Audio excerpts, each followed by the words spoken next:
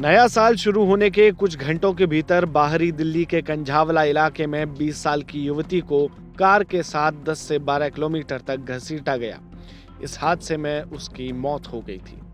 अब मृतका की ऑटोप्सी रिपोर्ट सामने आई है, जिसके मुताबिक उसे कम से कम 40 बाहरी चोटें थीं। उसकी पसलियां उसकी पीठ से निकली हुई थीं। रिपोर्ट में यह भी कहा गया कि उसकी खोपड़ी टूटी हुई थी, ब्रेन का मैटर तक गायब हो चुका था।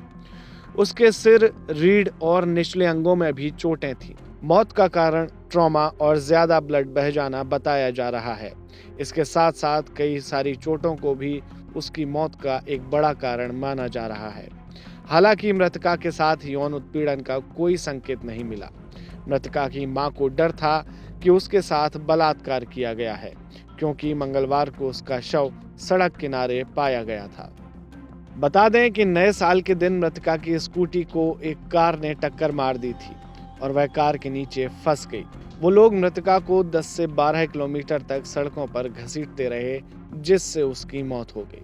इस मामले में पकड़े गए आरोपियों ने बताया है कि वो सबसे पहले हरियाणा के मूर्थल ढाबे पर खाना खाने गए थे और इस दौरान वे नशे में थे और मूर्थल से लौटते समय उन्होंने मृतका की स्कूटी में टक्कर मार दी।